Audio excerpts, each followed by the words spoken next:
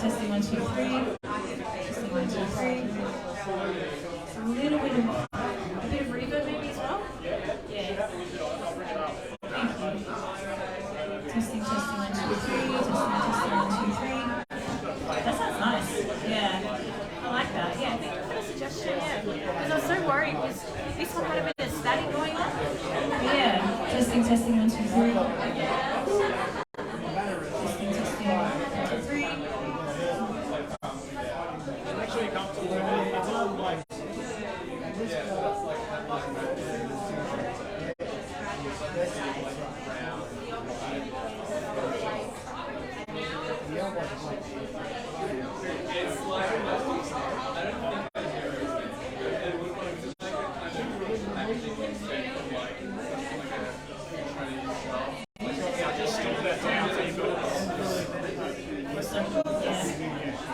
Listen to it and you think, no, I want more or less of something. Yeah, no, that's perfect. Thank you so much.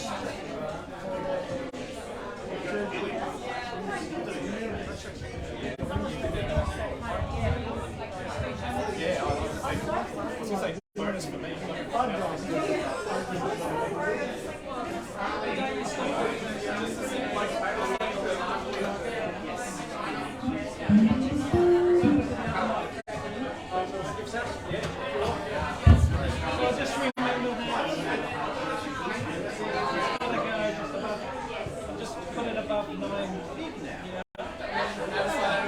Unless you wanted to leave it through line, you're welcome to. Oh, you've got on here to fix up. Thank you so much. That's all right. So I just wanted to make sure.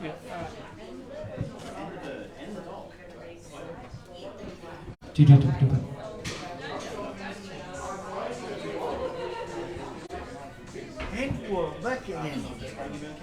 I finished it. Did you? Yeah, it's Oh, you fine. left what, 20 years? 2020, I look at the first copyright I did of this.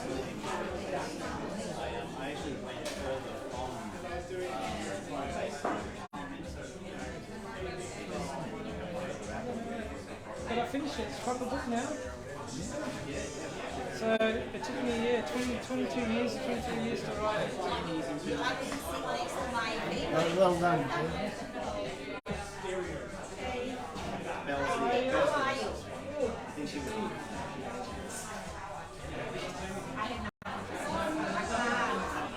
Walk away, don't say anything. Are we celebrating 10 years? Yeah. We opened it in May, early May. Officially. The place that we're renovating now 2 years ago, we officially opened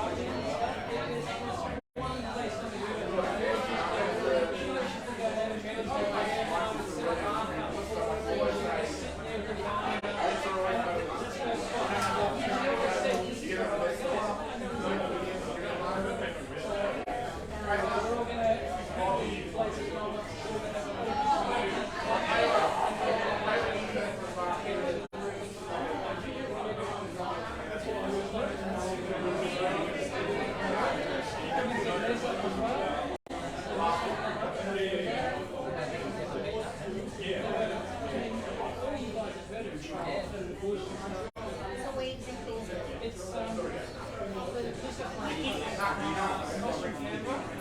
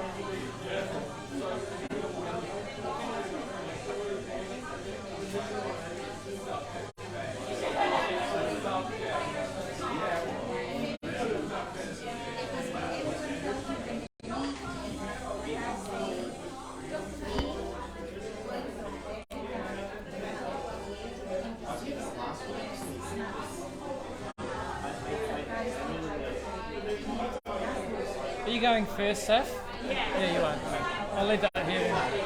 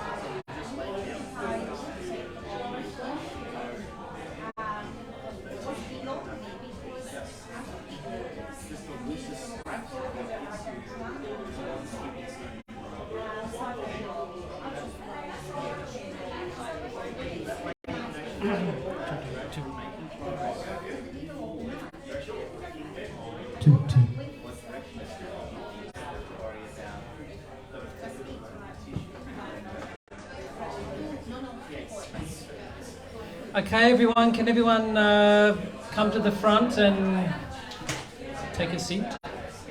Don't take it. Leave it.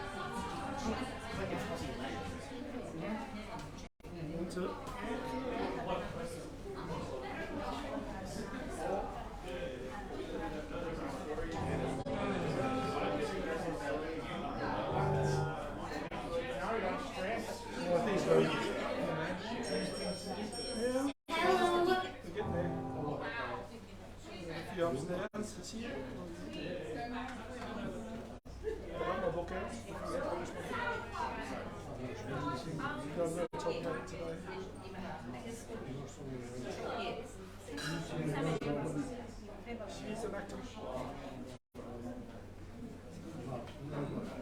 As a person. And she makes her money as a person.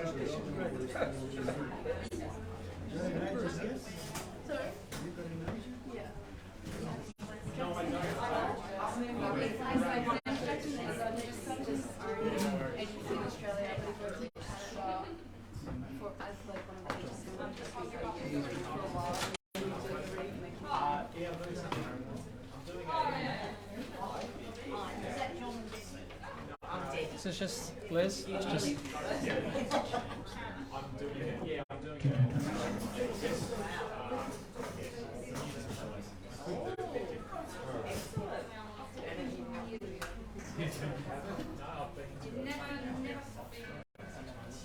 Okay, we got enough chairs? I think we did.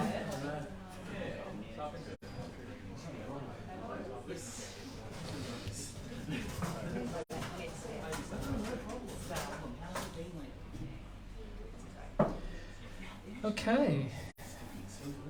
Take a seat, Robert.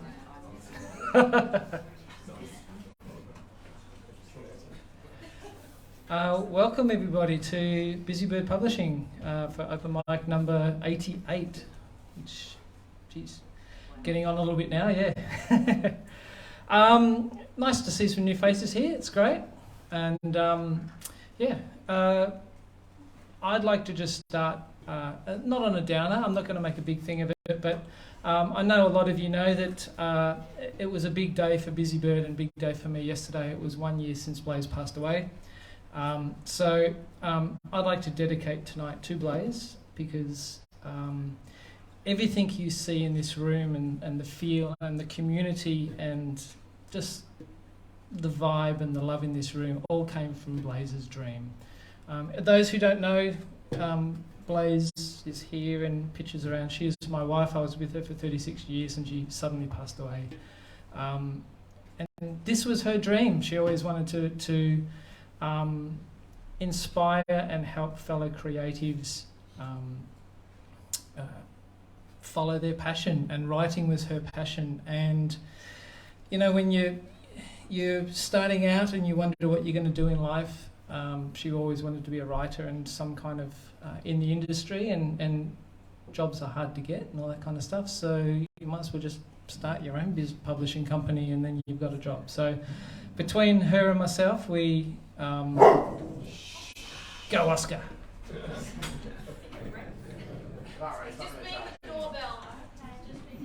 It's only Kate. Luckily, Blaze and I were a great team together. She had the writing skills and the dream, and she ran the business, and she did everything related to clients and stuff. And I was luckily had the skills in the design and the visual side that we made a good team. And we basically said 14, 15, 16 years ago that between the two of us, we have the skills to write a book, to make books. So here we are.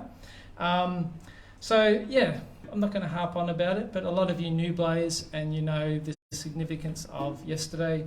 So all we can do is, as I was talking to Ruzi before, is you have to cope and you have to move on. And as I keep saying to Les, you know, the sun comes up every morning still, and as much as you don't want it to, it does, and you do have to move on. So I will keep Blaze's dream alive and keep it going as in her honour as I can. So please relax and enjoy Busy Bird and enjoy the atmosphere that is Busy Bird. Thank you.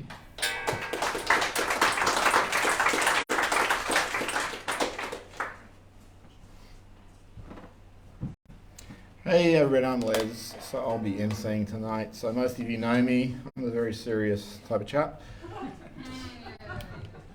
Who's laughing too much back there? Sorry, she says. Sorry, let me apologise in front of everyone and make it mucking. Just a few housekeeping things before I continue. You'd have all got a raffle ticket when you walked in. We actually have two raffle prizes today. The first is Kev's book, Antworld. So you look through the pictures here and you're given targets to find major ants, objects like boots and stuff like that. So this is, Kev's been working on this for, I don't know, he drew it originally, 23 years ago? 2002, yeah. Well, 21 years ago. And, you know, he decided, hey, let's put it together in a book. So that is one of our raffle door prizes. And the second one, Steve DeGarda, who's sitting in the front, who's a regular to Open Mic Night, and who released his novel late last year, and you still haven't done the launch. Oh, so you're donating a hardcover? Oh, no, I don't know that actually. Okay, so you're not getting this one, but... So, Pope Dreams, Pope Peter the Improbable, which is part one of a trilogy, I believe. Yes. And it's a satire on the Vatican and Vatican politics and things like that. And when you get up here, I'll let you talk about it a little bit more. So that's also, not that one, but the one they're going to give me later. His daughter's looking very embarrassed. Sorry, Dad, I gave you the wrong one. That's also going to be one of our raffle door prizes. So thanks to Steve for the donation. Another thing is when you all would have gotten like a little number that Kev handed out. So people who are in January will know what that's for, but if you weren't here, what we're going to do is a progressive story where everyone tells a little bit of a story and it goes sequentially through the numbers you've been given. So I'm going to read out a little bit from the beginning of the children's book, and then whoever has number one after that will continue that story, then number two, and so on and so on. You don't have to volunteer too much. You know, you can just say a line if you want, but don't panic. It's just meant to be a little bit of fun, so there's no stress involved in any way. All right, so let's begin. Ruja says something there. Oh, thanks. That's okay. So let's begin with the first act. The first act is Sapphire Rose, who's a talented singer and author. She's released two books with Busy Bird. Maybe I Can Rise Above and Revive My Life. And she's actually going to sing us a song, which I'm talking really slowly because I'm trying to sync this with Kev going back there, which is dedicated to Blaze. So everyone please give a hand for Saf.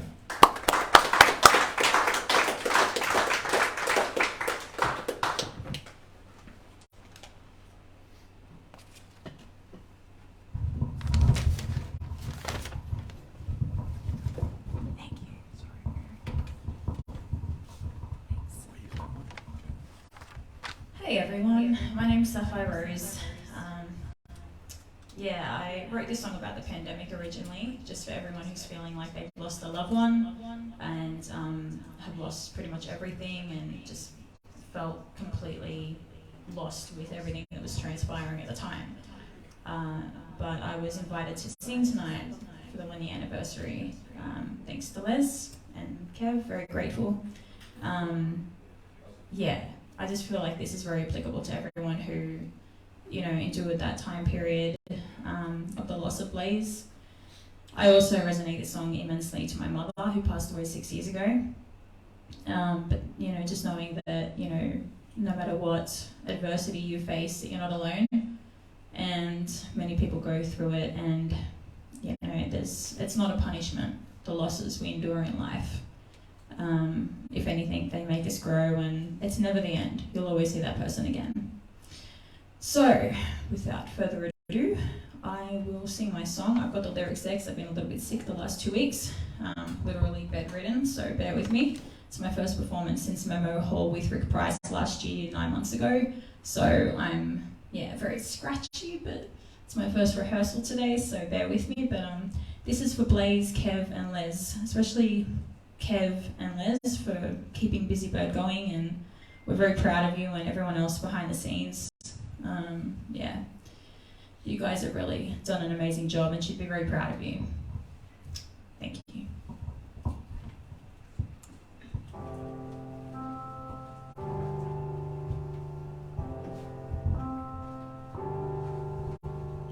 I may not know much, but I know we're not alone in the receiving of our biggest blows. In our darkest hour, there's purpose in the unknown. It's not a punishment, it's a reason to grow. When you are yourself, who'll stick around, who'll have your back when the chips are down. Even if you may hit the ground, please know that you are safe and sound.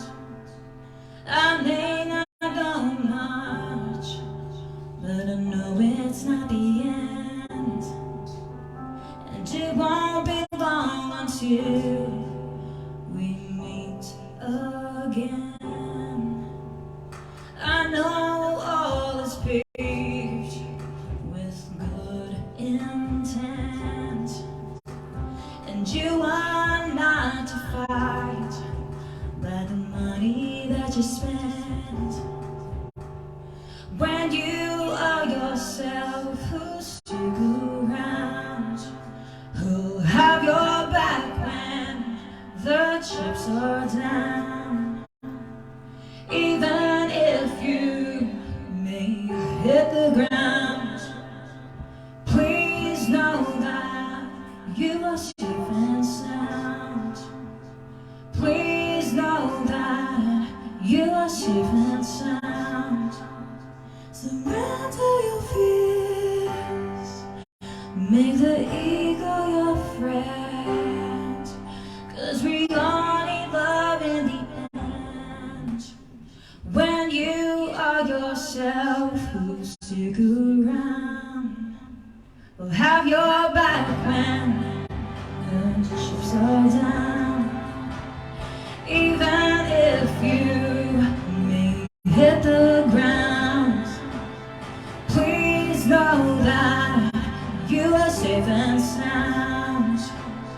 Please know that you are safe and sound. Oh, you are safe and sound. Oh, you are safe and sound.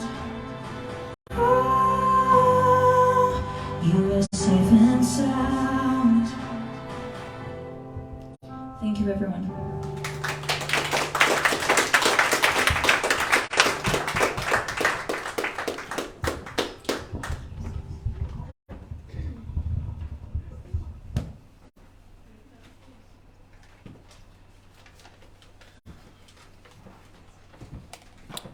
Thank you, Sapphire. Thank you, Sapphire.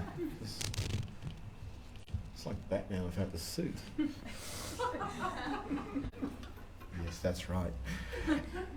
Has anyone not put their name down on the list who does want to read or come up tonight? There's a couple of people who are thinking about it, but Okay. first timers. First timers. I don't want to embarrass anyone, so I won't mention any names.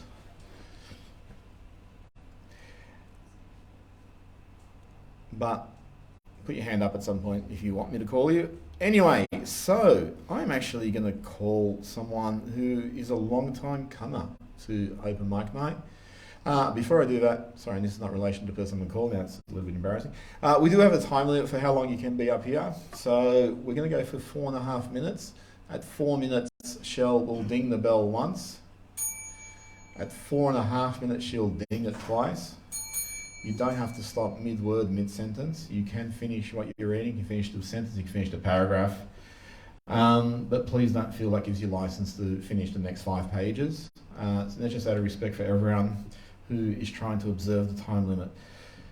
So, Marcello, it's been a long time since you've come back to Busybird, and it's great to see you here. Marcello is an acclaimed poet, painter, and sculptor. Musician? Yep. So, everyone please welcome Marcello.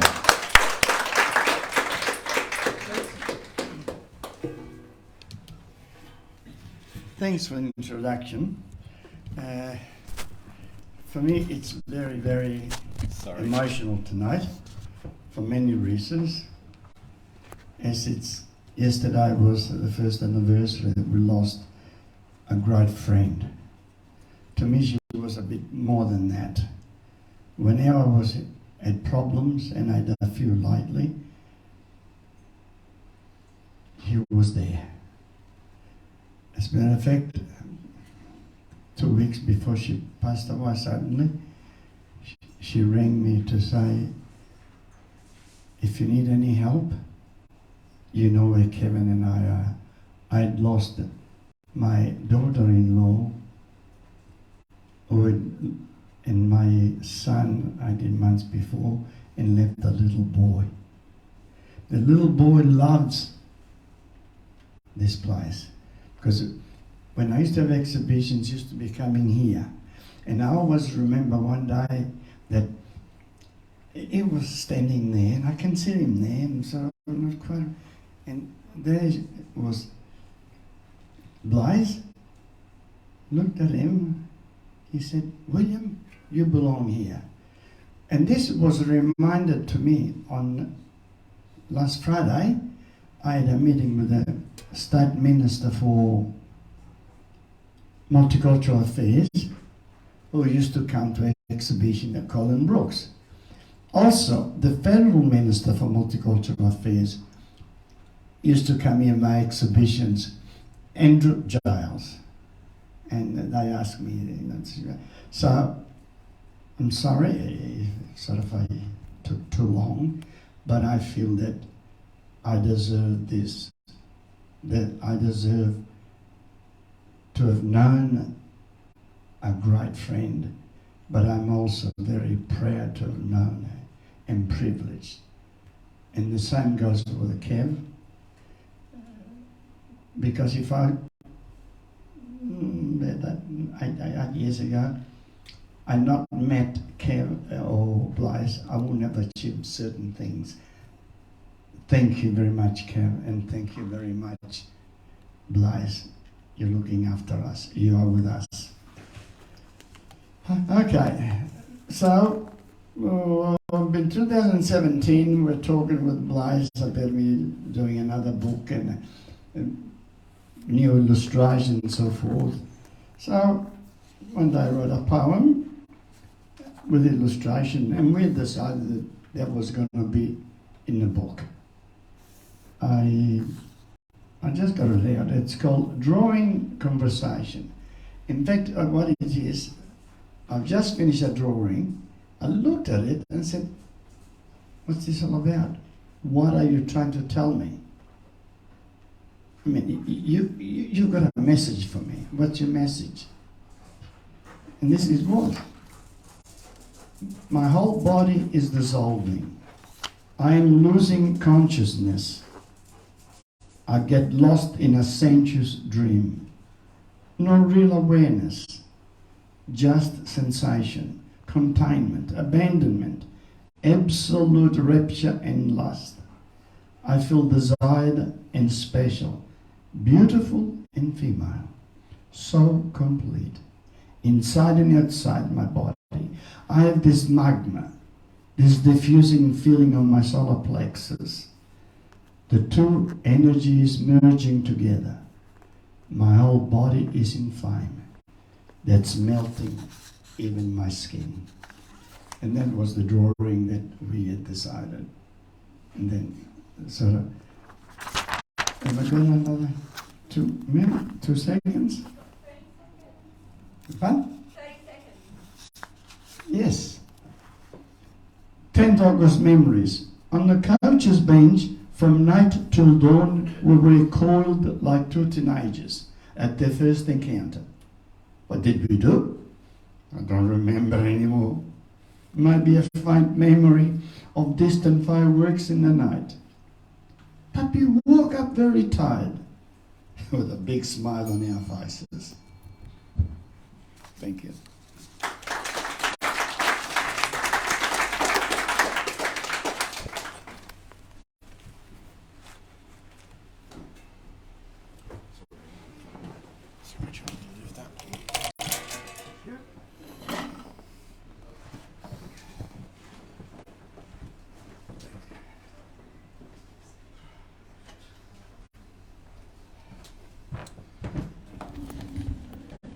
Thank you, Marcello. Blaise to talk about often how writing was therapeutic and cathartic. And I'm sure a lot of people who've gone through trauma in this room who've used writing as a form of exorcism will understand how that works. How often we have thoughts in our heads and emotions that we cannot articulate until we try and put them down on the page and give them form.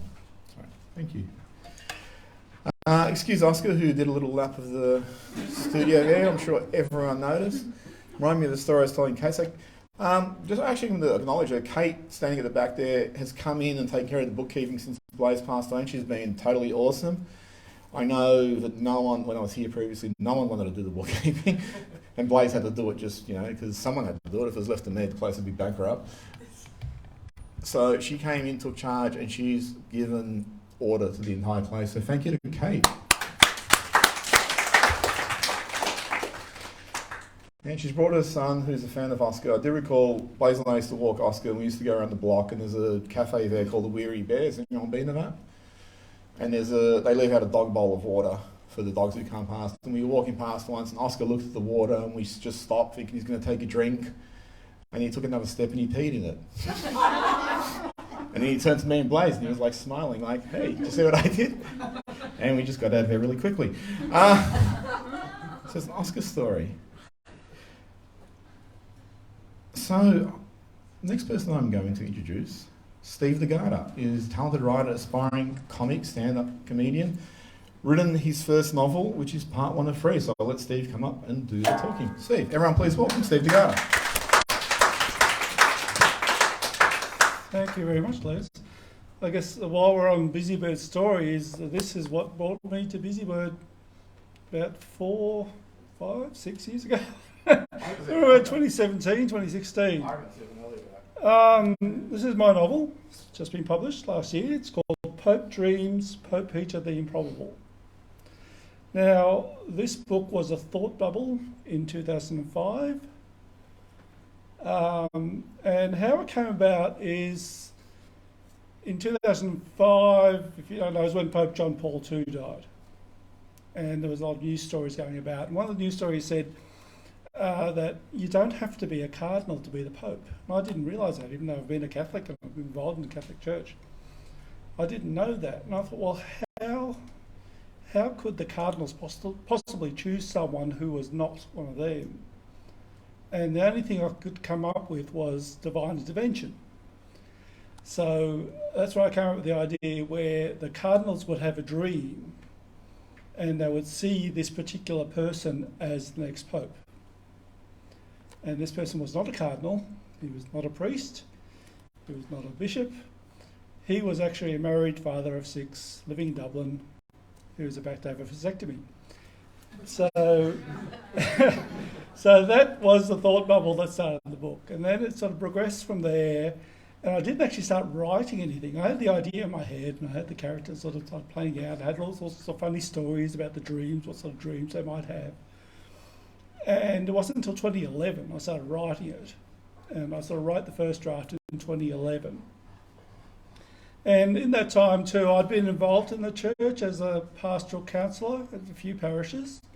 Pastoral counsel sort of looks after the pastoral needs of the parish and works with the priests and pastoral associates to I guess organise church functions and activities and things. And I was very much on the progressive side of the church. And then I learnt the hard way how hard the hierarchy would work towards suppressing that progressive side. So the last parish I was involved in, we had a pastoral associate who was again very progressive, and we were getting complaints apparently that were going up to the diocese that we were not doing things quite the right way. And next thing we knew, our priest was moved on, and then they finally appointed a new priest, and the diocese told us that, oh, we don't need the pastoral associate anymore. Well, they didn't tell us that actually. They told her contract was up and they didn't need to renew it. So essentially that was their way of saying they'd sacked her. Anyway, so there was a few things happening like that, and that sort of inspired some of the themes in the book. So the book is a bit of a progressive Catholic manifesto. So you're lucky if you're not excommunicated. Well, I'm hoping if the church bans it, that'll be great. I'll get some great publicity. But the theory is, thing is, I guess it's my beliefs that are in the book, my progressive beliefs, but my beliefs have been developed through the Catholic Church and through progressive priests and theologians and things. So I think my view of Christianity, Catholicism, is as valid as the conservative cardinals. And there's also that rest rigid form, and the sort of thing they were saying to us, they were picking on us for saying the wrong words. Then what does it matter about the words? It's the feeling, the sentiment that matters. So, but the story it's a funny story, and so it does have a few laughs in it. I've used the dreams as a way of humanising the cardinals. So in the dreams, the cardinals are playing golf or racing cars or tap dancing, doing all the things they love. And it shows that they're just human beings like anyone else. So I actually have some copies for sale today, as well as leaving one here as a door prize. So it's $25 for a soft cover and $35 for a hardcover, if you'd like one. And so I hope you enjoy it. Thank you.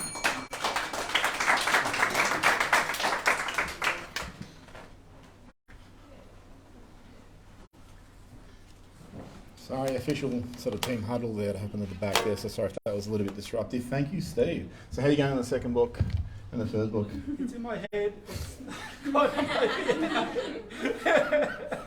It's got to be on the page. The story isn't finished in this book. Sometimes, from experience, like it works itself out from the writing, and if you have enough of it's like connect the dots. If you have enough of the dots, they start to form the picture. I'm going to go through some workshops that we're holding. The novel experience, hosted by me. I don't think anyone in here has ever done the novel experience with me. It's a 6-hour workshop which will teach you about writing a novel and anything you ever need to know about writing a novel. I've written 4 published novels. I've written about 20 others which haven't been published. If you want to learn about that, that's in my Ranting at Publishers workshop. But for this one, there are flyers out on the desk there. So, one of the lifebloods of Busybird are interns.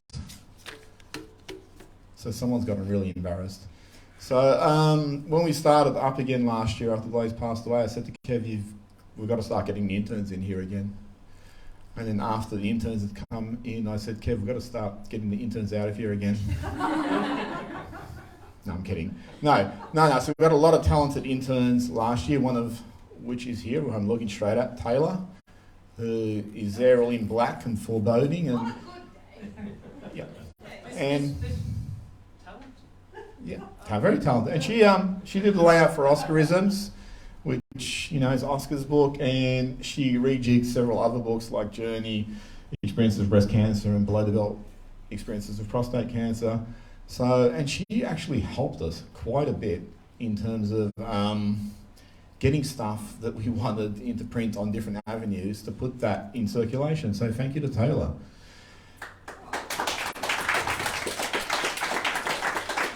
Now, one of our more recent interns, she's really embarrassed and shy, and she said, I'm going to shit myself until you call my name. So I don't want to put pressure on her. But Carly showed up, and we always do an intern interview, and she totally aced that. She was awesome. And like Kevin and I always have discussions about the interns, and there's always sort of names before everyone go, oh, that one's the one we definitely got to go with. And Carly was one of those in that category. Fortunately, the others aren't here. And she's also an extremely talented illustrator. So she's going to come up here and talk about her illustration. So everybody please welcome Carly.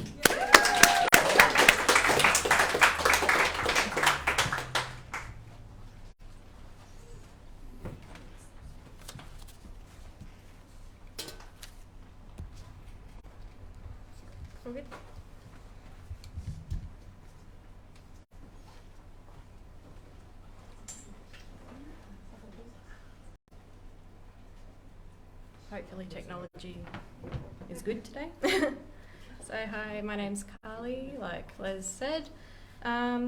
Basically told you all about the internship and all that, and yeah, I only really recently learned about this place, but it's a really special place, and it's people like Blaze that allows us to all spread our wings and get to do what we really want to do. So I'm really thankful for her, and I really wish I would have met her, but sadly, yeah. Guess I'll start with the drawings. So I started drawing around 14 years old. I will start by saying that I was terrible first up. Like every good drawing you have, there's probably hundreds of terrible rough drafts that you would just shove into the bin. So yeah, I've 10 years of drawing. I usually really start with humans, and so right now, the coloured girl, she's, when I say coloured, I mean coloured in pen.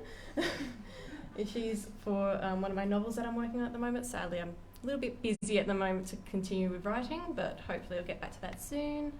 Then I have the sketch of this lovely girl here as well. And I've been sort of testing myself with colouring at the moment, different lightings. So recently I just did this one. So I was trying with neons and all sorts, and yeah, just really trying to push the limits of what I can do. So yeah. This next one is a little doodle that I've done for my friend. He is a rapper, and he just wanted like a little logo that he could put on something like a t-shirt. So came up with this. So it's sort of inspired by the band The Gorillaz, and like just that really vibrant, bright, right in your face kind of artwork. So hopefully we can get them on t-shirts, get them on album covers. really excited for that. If you recognise this, you're probably a 90s kid. This is Sailor Moon. I was just wanted to test out some new markers that I got, so I went all ham, and if you've noticed the sparkles on her earrings, I got these new paint pens so they can go over the Copic markers that I use, so I can do highlights and all that. So yeah, like if you're into drawing, I would really recommend Copic markers and like learning all about different markers, because you can really get some amazing results.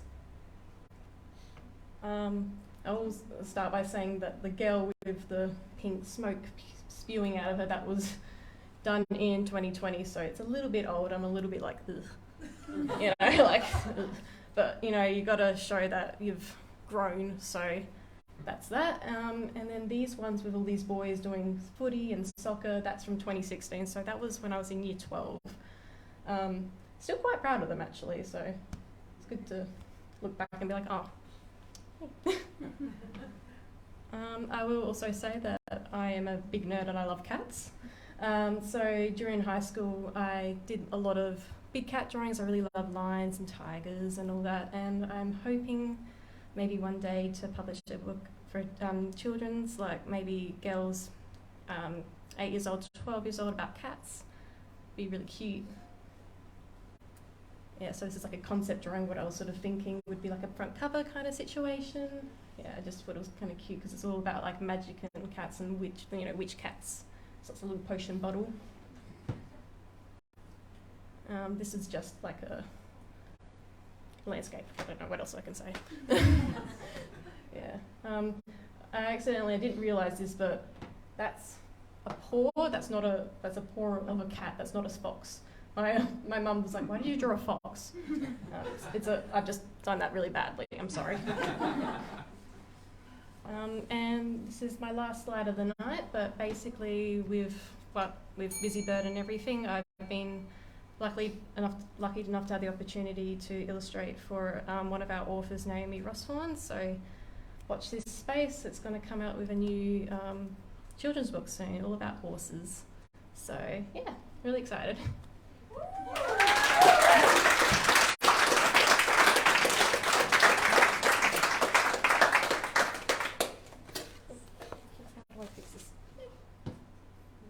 Sorry.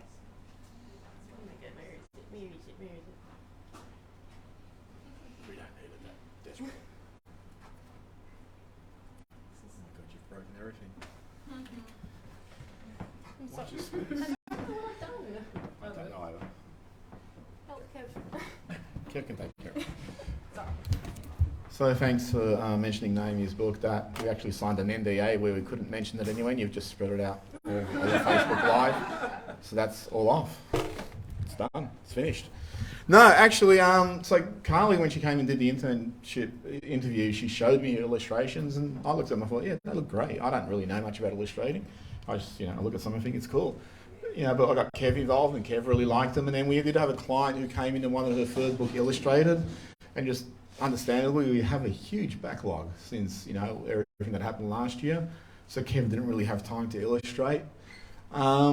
And we said, let's show the client some of Carly's pictures and see how she feels about someone else taking on the illustration. And Naomi said, yeah, I really like these illustrations. She was happy to do it. And now Carly's illustrating a children's novel. So well done, Carly.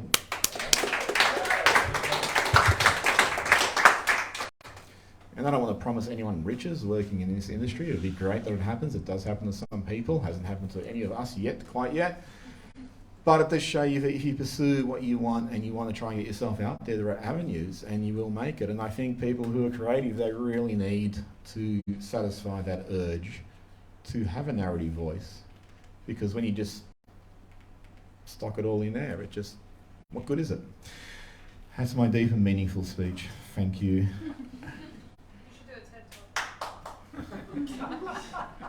Thanks, Taylor. Who's Ted? Next person I'm going to call up is another poet, Robin, who is also a long-time attendee of Busybird Open Mic Nights. Everyone, please welcome Robin.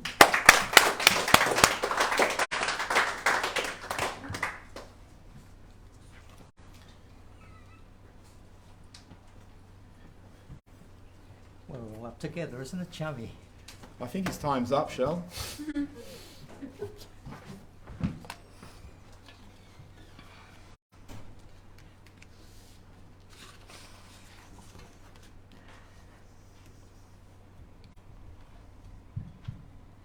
This is called Final Moments.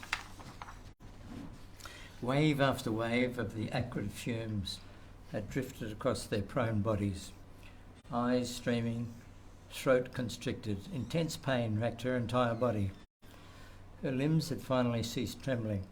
Her baby, hopefully protected beneath her sprawled body. Cold and dark, rapidly closing in. The pain had gone. Her body, closing down, gave a final violent spasm. She was gone. A spider died, but another survived.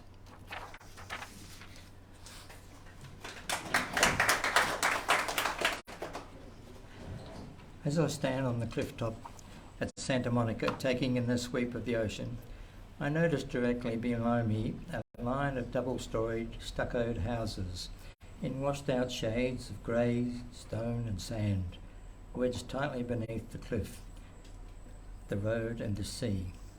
Who lives in these seemingly isolated, soulless places? Do they spend their days gazing out to sea in the hope that behind them the weight of the cliff of the rest of America bearing down on them will not push their homes like children's building blocks tumbling into the Pacific Ocean? Have the peoples of America done enough to halt the slowly sweeping hand from sending all into the sea? Will the carousels on the pier, the skittering squirrels in the MacArthur Park behind me, the priest handing out dollar notes to the homeless, eventually succumb to this final push? Will Richard Harris's MacArthur Park really melt in the dark? I continue my walk along the Santa Monica cliff top on this beautiful autumn day. Thank you. Something a little bit lighter. Gay and I were talking the other day about would we like to be cremated or, you know. So I said, yeah, I'd like to be cremated. And about 3 days later, I was looking through the diary and I noticed I'm booked in for Tuesday.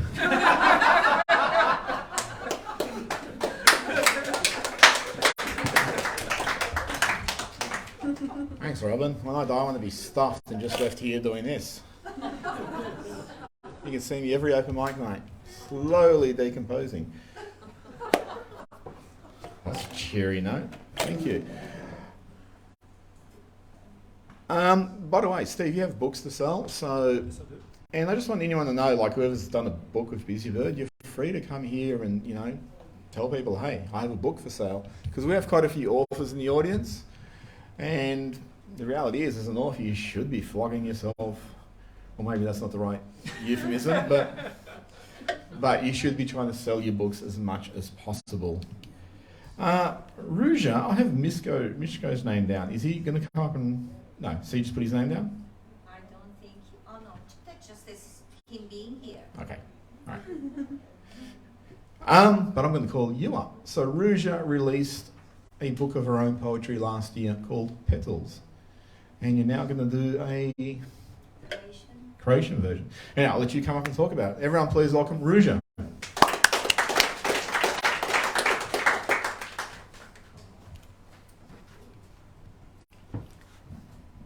Of all days, I chose Not Thinking, poem called Life. Life goes on day by day, not asking if it may. One glides happy like a kite, next can hurt with all its might. Life is fickle, we do know, like an archer with a bow.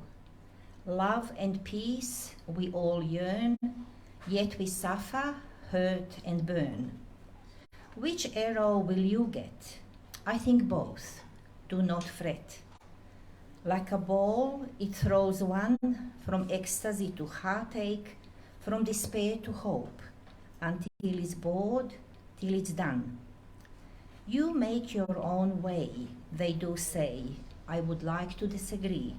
Most is marked in your destiny. Time works hard like an artist with a knife.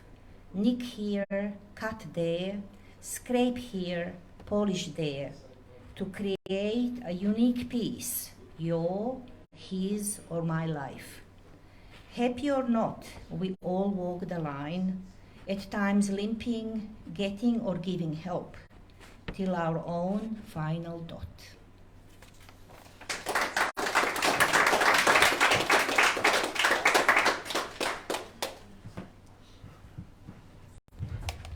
Thank you, Ruja.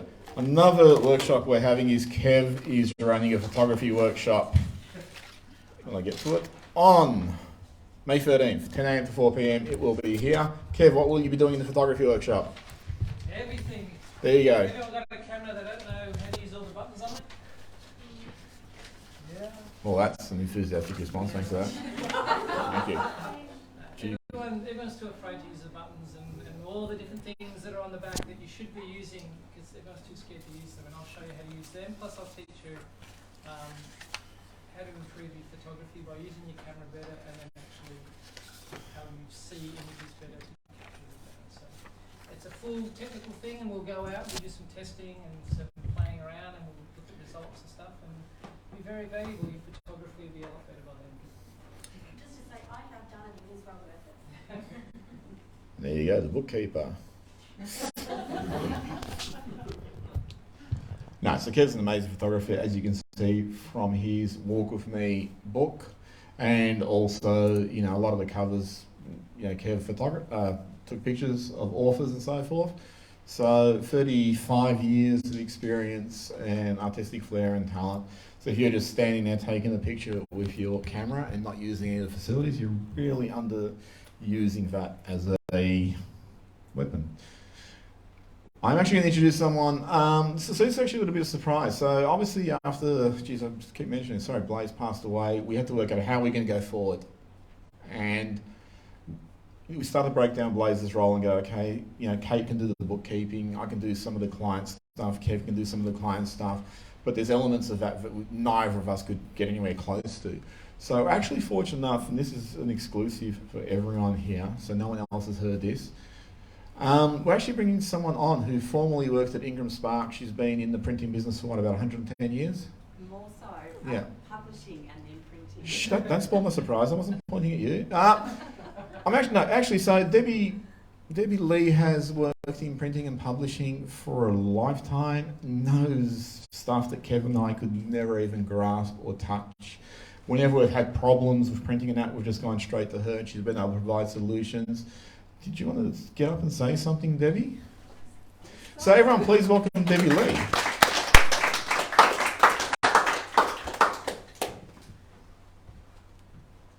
I'm going to have to put higher heels on, obviously.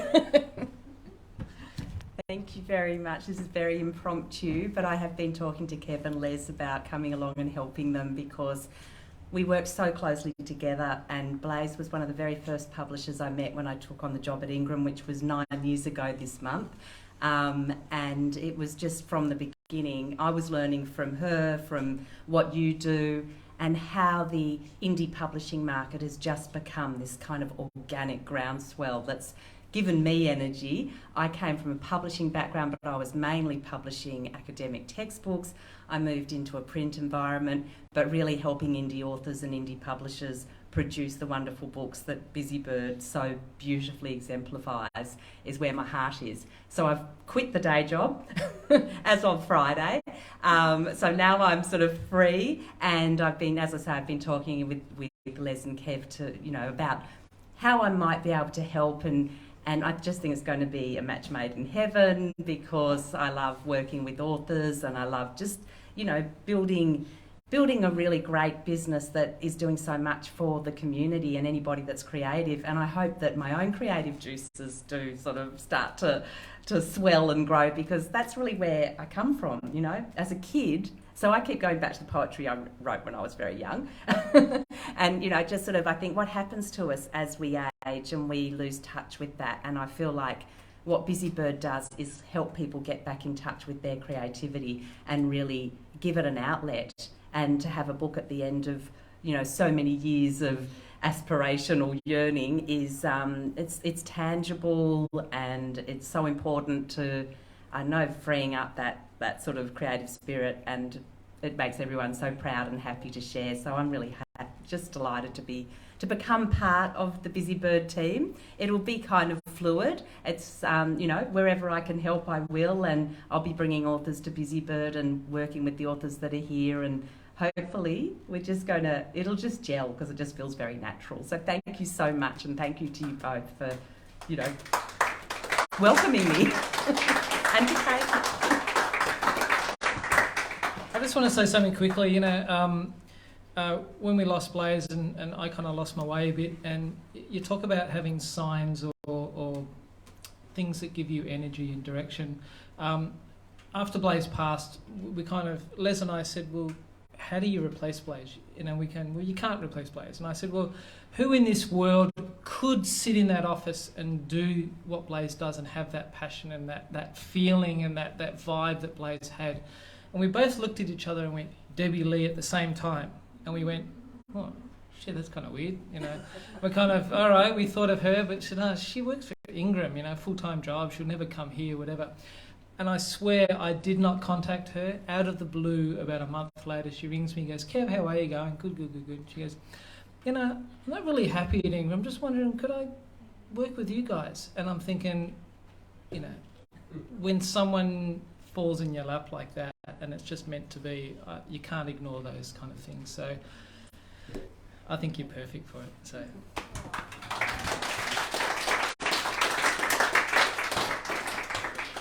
And as you can see, when Debbie came up, she's very bright and happy and smiley and positive, which really complements Busy Bird, my jovial, light-going mood, and Kev's dark disposition, Might have mixed those up a little bit, but no, so she is a great fit who's really going to complement Busy Bird and help us grow.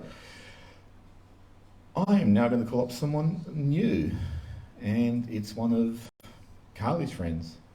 And now I'm going to have a pregnant pause and just let them think which one of her friends is he going to call. And I'm going to say, Walt, it's not you. It's actually Electra I'm going to call up. So everyone please welcome Electra, who's going to read from a novel.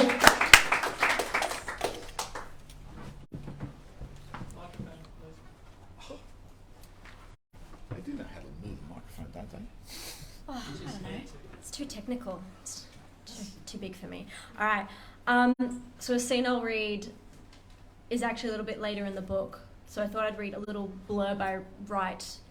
I have written down, because every time someone asks me what my book is about, my mind goes immediately blank. So I've written in my little notes this little vague description. So, I'm a fantasy and paranormal author, or I will be someday.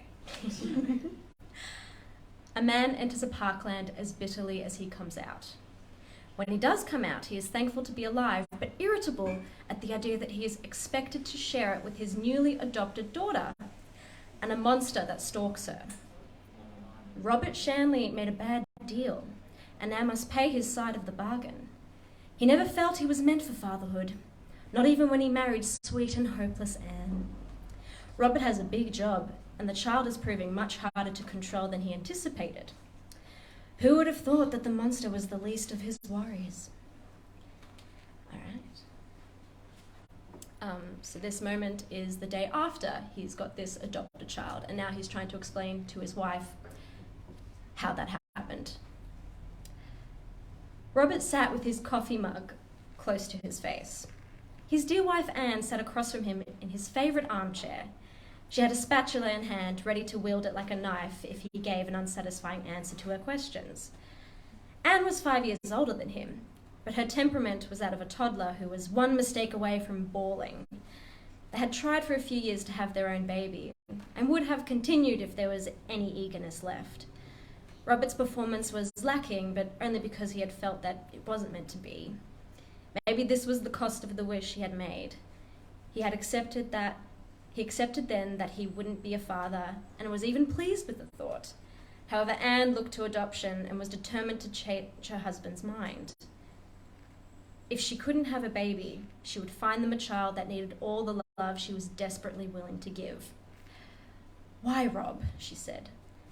Why didn't you tell me you were picking her up last night? It was a last-minute call. I didn't want to wake... Liar! We scheduled with the mother to collect the girl next week. What changed? And why wasn't I included in these plans? It's complicated, he said, then flinched, noticing Anne's knuckles pale around the spatula. Dara was on the run. The child wasn't safe with her anymore. I'm sorry, Anne, but you bring too much attention wherever you go. I do not! And that doesn't explain anything. I'm calling Dara right now. Give me her number. Anne, what part of she's gone do you not understand?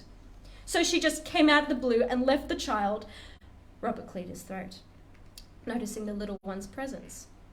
Anne was awestruck, the anger melting off her face. You're awake, he said to the little one. Under the daylight, she had just as strange and... Sorry. Under the daylight, she was just as strange as unnerving with her snowstorm hair and inky black eyes. Perhaps if he had spent more time around her kind, he would have adjusted to their aura or beauty or whatever it is that sucks people in. He was able to look at her now with that knowledge and not feel too compelled to please. She was very cute, though. He had to admit it. Anne had no such knowledge and was positively giddy with excitement as she leapt towards the girl, sweeping her up in her arms. She took them all to the kitchen and fed the little one pancakes. Somehow there were simply not enough pancakes for Robert, who made his own breakfast. Even under the spell, Anne knew well enough that she was angry at him. As they ate, Anne played with the girl's hair. I just need to bleach my hair more, then we'll match, Anne said, grabbing a strand of her own cherry blonde hair and putting it together with the girl's. She's a bit tanned like you. We can make this work. Anne, everyone knows we're adopting. Robert, she hissed. Not in front of the baby, please. The baby was happily inhaling her pancakes. Robert sipped his coffee, and Anne turned her back to the cooking. Angela, Anne said to herself over the stove. Don't you think, Robert? We're picking out a name for you, he said to the girl. I don't remember my name, she said. He patted the little one's head. Maybe I'll just leave it there. But thank you.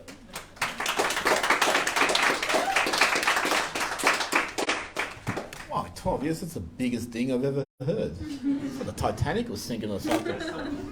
Thank you, lecturer. Sorry, that ding had nothing to do with your reading. It was great. Another workshop we're running is life writing, which used to be a main staple of Blaze's, what she used to run. So life writing, if you're interested in writing a memoir, a biography, a history, family history, we'll be running a 6-hour workshop on 27th of May from 10 a.m. to 4 p.m. So all the flyers for the workshops are there on the table where Shell and Bo are sitting. If you haven't met Shell, Bo, they're both stalwart staples of Busybird. Bo's one of our senior editors, and Shell is, what do we call you, Shell? Our... I wasn't going to say that, jeez.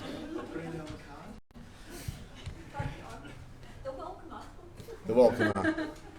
I was going to say our promotional officer extraordinaire, but thank you for the door bitching. Everyone got a separate number when they came in. Kev would have given you a single number. Can you please take that out?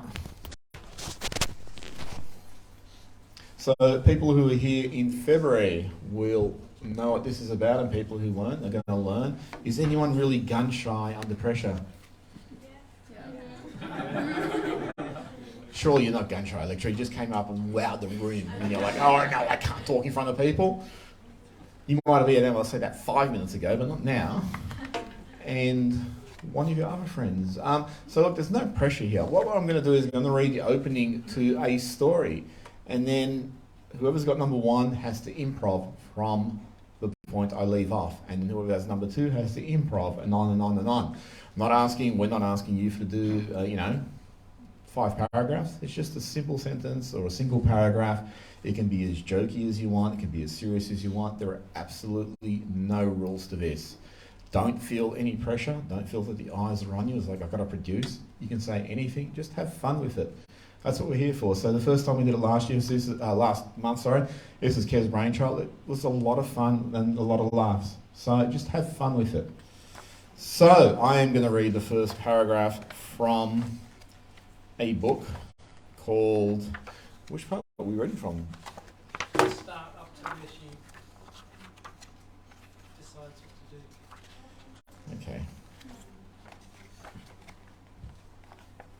the first book, yeah, and then go up to no. So that's back it. a bit. It's a little bit in. No, like start there Yeah. and go up to. She's deciding like here, and then she so stop there. Okay, cool. Sorry for the technical interruption. Kev showed me earlier today, but then when I opened it, it was like not the right page, which is my fault. So this is from another Busybird author, Elizabeth Harris, another very talented children's author, and she's actually working on a romance novel. She has a entry in Fine Spirit and Pluck, which is stories about Anzac heroes. So I'm going to read it. Who's got number one? I know who's got number one because I saw it before. So here we go. I am beginning to read. Chantel really wanted a cat. Dad said no. Mum said sometimes when you wish for something and wait patiently, you receive what you want. Sorry. Page stuff here. I have a cat at my house, said her stepbrother, Christopher. Chantel daydreamed about having a cat. She thought about all the things they would do together. Liz? I had a different story altogether. Okay. She wondered what sort of cat she'd like to have. Would she have one of those toffee cats like Siamese, or would she have a cat like the Streetwise cat they got from the RSPCA? She thought actually she'd get the one with the Streetwise cat, because it would know what to do in a flash and not just sit there like a statuette. Number two. And suddenly, bang, that's it.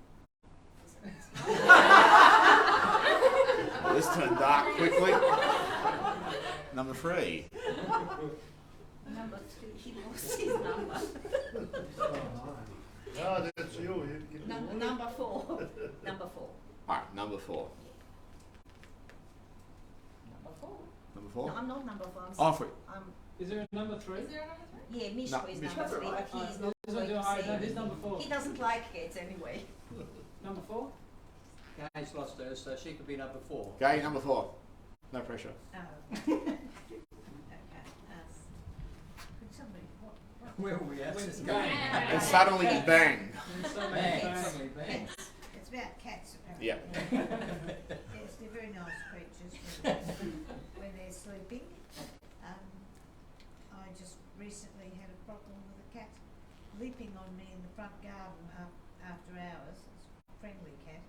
And I'd fallen over, and all of a sudden this great bundle of fur leaped and throws itself on my face, loving me and licking me. Fixed up my eyebrows, and this is all because I couldn't find Robin. He tends to go out AWOL on me and disappears. And I go around the house. Is this a novel, by the way? Suddenly we're not. I go around calling him everywhere weekly. I was pathetic and like, Robin. I think that might be enough now. That'll be enough. Number five. Yes, as a matter of fact, the cat came in my backyard and he's found a nice spot in my vegetable patch for some strange reason, and he's beginning to eat some of my fruits too, like figs, and he loves those little birds that come out in the morning. He's almost like a tiger, so strong. It's a she actually. She must have had a very good owner before decided to come up and stay with us. So, but I hope that someone else will take it on, because I don't like cats. I don't think you didn't like it as much as Carly. Number six. It wasn't until I was in the taxi on the way to the airport that I was going to Japan at the time, and not realising that I looked around me and thought, this is disgusting. The smell of this cab. This guy's got to be reported. So I checked out the number, and as I got out of the cab, he said to me, you might want to take the cat poo off your shoe before you get on the plane. And it was thanks to the next door cat that had been eating all your crap. Number six. Seven. Oh, 7. Oh, I'm singing.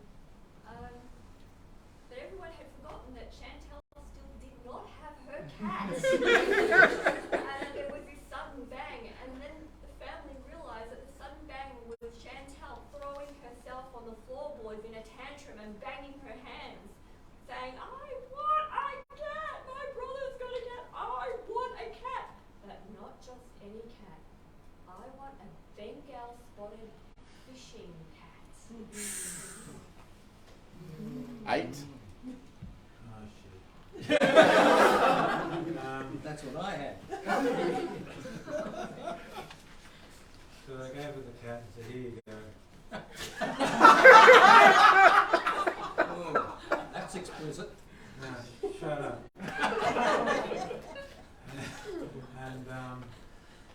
And she loved that cat. She used to pat it and stuff. And then sorry. And then, like, you know, she took it to bed and patted it and stuff, but then it tried to hit her, so she punched it in the face. Kicked it in the nuts. Oh, that's not your cat. Sorry. Oh, yeah. Number 9. Unfortunately, after this poor episode of extreme violence, the cat died. Oh. However, he came back as a reincarnated dog called Oscar, who liked to eat jam sandwiches. 11. 10. 10. Sorry. Oh, okay. So Oscar is a reincarnated cat as a dog who has an identity crisis and decides that he's not a he, he's a they, them. And which is great because he can be whatever the heck he wants. So let's all give 3 cheers to Oscar. For opening up our minds. It is them, they. He can be whatever they want. 11. So Oscar was the then they dog and was lonely and didn't really know who his pack was. So one day while he was having a drink in his water bowl, he looked down and he saw the other dog and just went, are you a they and I'm a they? So that he fell in love with the water dog who was looking back and he thought, now that is my dream dog. And I'm very, not being doggist, but that's who I want to be for the rest of my life. 12. Chantel, darling, Chantel, are you okay? Chantel came to and saw her mother standing over her. Chantel, you hit your head earlier when that loud bang happened. And Chantel thought, well, that makes sense, because the last 5 minutes have been pretty weird. What were we talking about, Mum? Oh, that's right. What kind of cat would I like?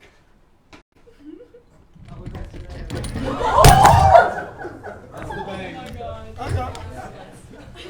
That was a good spin. I was just going to thank you, John, for bringing the story back on track and then just derailed it another way. So, 13. And that's when Chantel woke up from her dream, and this whole time she thought, hey, that's so strange because how come I wanted a cat so much when I am one? 14. What Chantel had realised as a cat is that one does not wait for her owner to find her, that she must find her owner. I think it's very zen. 15. 15? Yep. Okay. So off in the backyard of where she resided, she saw a glow that resembled a portal. So she ran for it, and through the portal she ended up. That's it. Thank you for that sci-fi introduction. 16. You're going to set me up badly. Oh no! Oh, no, sorry. I had a feeling you were my neighbour. Okay, so she's running for a floor. Okay. Hang on. I'm rubbish. Hang on. I've just been given a sci-fi twist. Give me a second. Bring Apple into it. Go. Yeah. Oh, wait. Okay.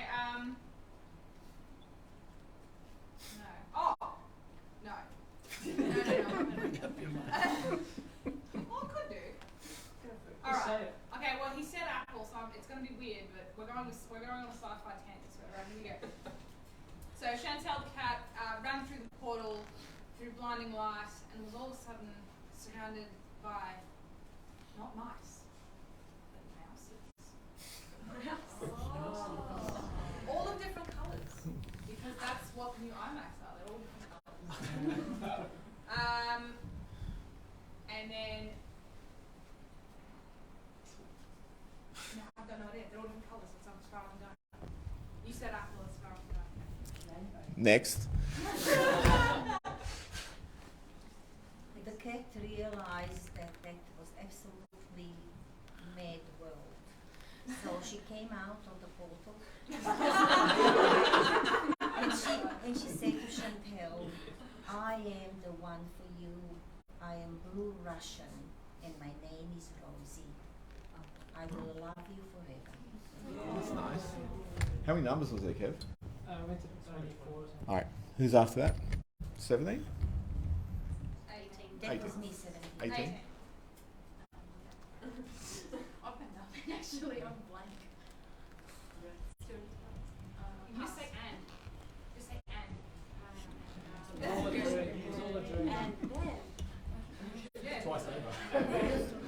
Little did Charlotte know that in the tree, further away from where she just came out of the portal, was a mouse that was blue. Yes. Watching. And thought, you know what? I need to reveal myself. Jumped out of the tree and turned into a human. Oscar, back to 19? Okay. So I've got about 6 different timelines here. Think of it like a Marvel story. How many trees deep are we? I'm lost on the Inception meeting.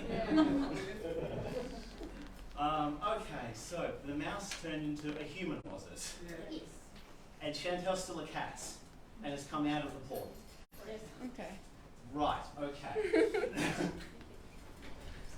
Right, so the mouse turned into a human, turned into a little girl, and approached the cat. Your name is Chantel, isn't it? The cat just froze. It couldn't say anything because it's a cat. My name is Chantel too. There are many of us. We would like you to join our legion. 20? Is it 20? Is it 19 or 20? You were 19, Bo? I was 19. Yeah, 20. We are one. All of us are the same. We are united in purpose, and we have strength in numbers. But we need one more to be truly complete. We are but 99. 21. Thanks, babe. Chantel looked at this other Chantel and felt the need to scream stranger danger, but it was herself, so she was very confused. And so she decided to introduce this other Chantel to her mother. 22. That's me. After hearing all the things her daughter was saying, Chantel's mother looked at her husband and said, "We are definitely never letting our child eat cake before bed, ever again." 23. Chantel saw a psychiatrist and established she was having a nervous breakdown, and everyone in her reality did not actually exist, so she was talking to herself. To be continued. So at 24? The end. So thank you, everybody. So it also shows everyone has a unique voice in their minds, you know. We can throw out a story about a cat and everyone comes at it from a different angle, which is not microphone breaking. Walt, you're on the roll. Let's call you up. So Walt, you have play here under hot lights. Yes. Okay. You're about as tall as me. Roughly.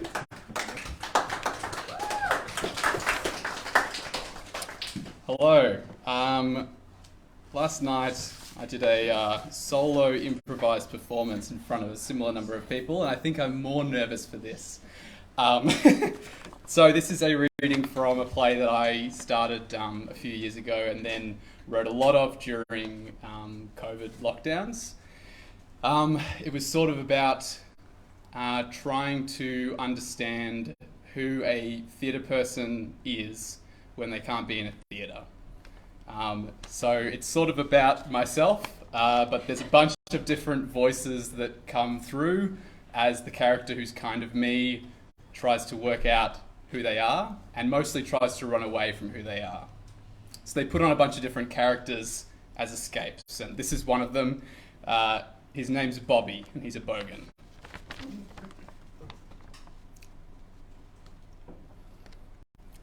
I think I'm still mentally in lockdown, in my little room.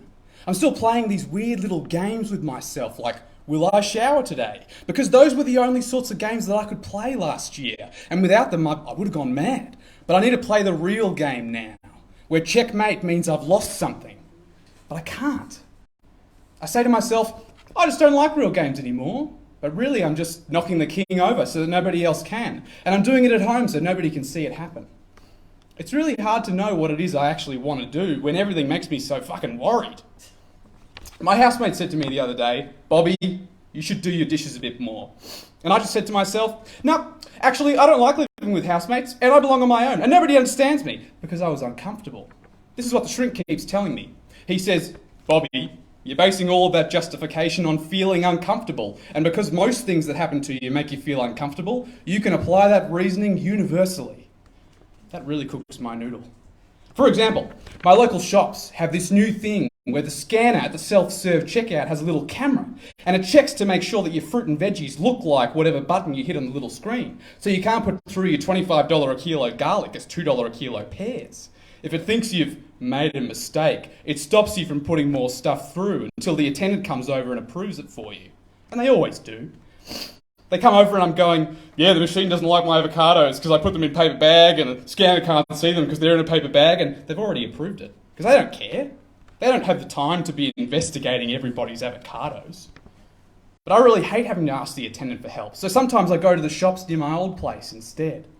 I lived in this same house pretty much my whole life, my entire life, and we always went to this same Woolworths, or Safeway it was called back then. It's all really familiar there, and the checkouts don't care if you use a paper bag, so you don't have to talk to the attendant. And while I'm standing there scanning my bag of avocados, I'm saying to myself, this Woolworths isn't that bad. Isn't that much further than my old one. I could just come here every day. I don't really like the other one anyway. It's bad. Yeah, really, really bad Woolworths. I hate the shelves. Too big. I hate big shelves. I'm really good at these weird voices in my head if it means I can avoid something uncomfortable. It makes me wonder if everything I do is just a million little moments where I'm avoiding the thing that makes me uncomfortable. Am I living so close to my old house because I'm scared to live somewhere I don't already know? Am I writing for theatre because I'd love to make music but I'm scared that I'm no good at it? Or, and here's the real dark depths of my brain, am I so afraid of doing what I really want to do that I'm convincing myself that the only reason I do anything is because I'm afraid of it? Would I rather admit that I'm afraid than say that I write and perform because it's really important to me and it's what I want to do with my life? And it's about here that all that shit in my brain runs into my medication, which makes me really vague. And I literally can't remember what I was just talking about. Like it's gone. So how can I learn anything if when I think about it, I forget? I need peanut butter toast. That would help. It's crunchy and creamy and salty. All good things. Yum. Who are you?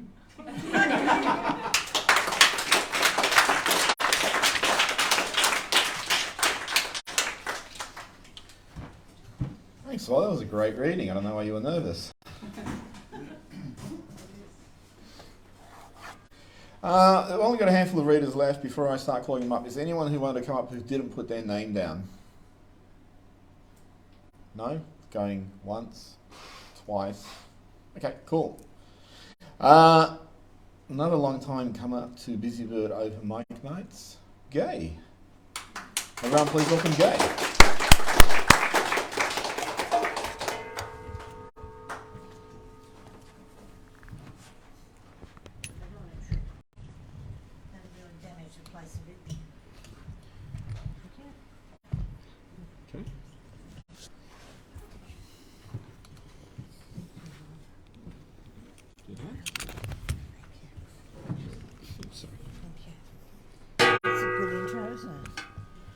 Robin, don't look so horrified. I haven't fallen.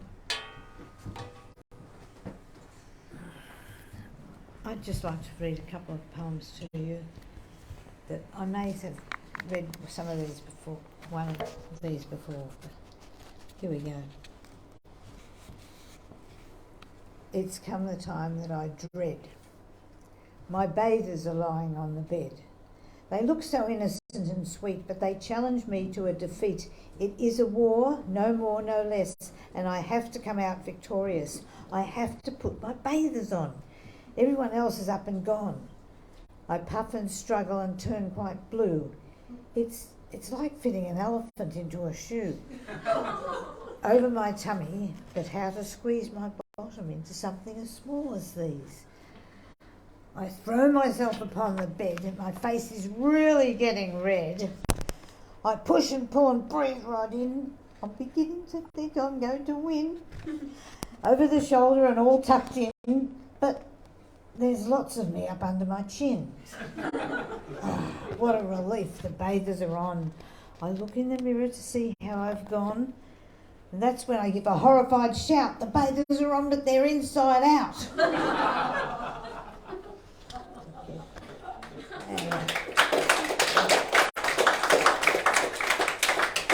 I think I've lost the page for the other one. Okay, any other book? It's in the other book. Oh, never mind. All right. I'll just read a little one. Yeah. Have I? Oh, yeah. Sorry, we're having a little domestic. Until Tuesday. Yeah. He's a nice guy, really.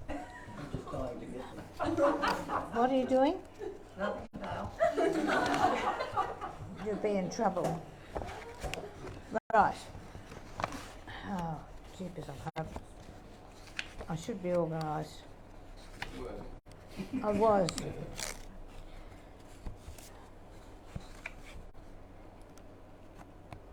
This is a serious one then. Most of your life has gone by, Marianne. Most of your life has gone by. You sit in your chair and ignore the fresh air outside where the world resides. Your children have grown and all left home, communicating now only by phone.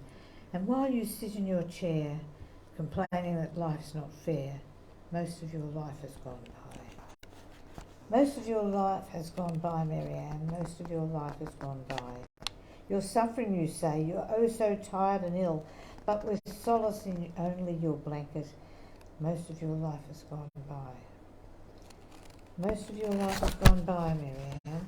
Right. Most of your life has gone by. You may have a year, you may have a day. How long you will have no one can say. But most of your life has gone by. Most of your life has gone by, Marianne. Most of your life has gone by. Walk out the door and down the path to the end before all of your life has gone by, my friend. Before all of your life has gone by. Thank you.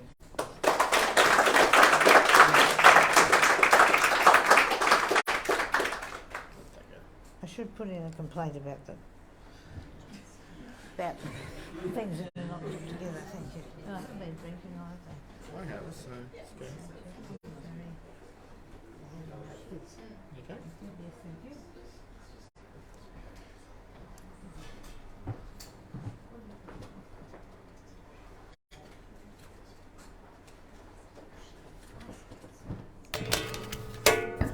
Thanks, Gay. And Robin, I'd check on that crematorium booking. I think it might have been moved up a couple of days.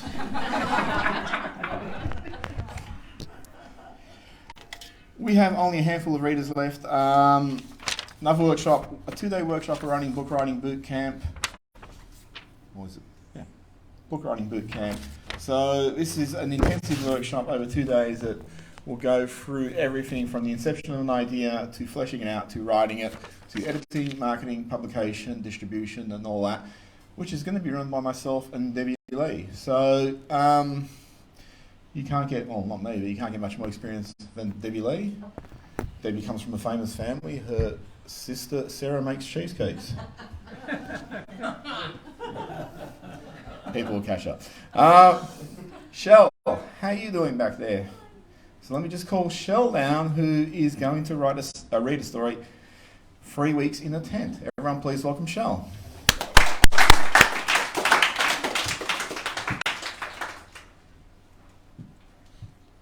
Hi, I'm Shell. My thing is true stories. Please be kind, I'm nervous.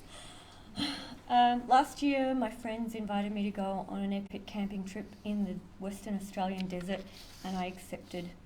This is a little bit about that. Ev warned me that most of the time we'd be out in the desert looking for water, and that meant lots of walking and a good deal of rock climbing. And that's when it hit me.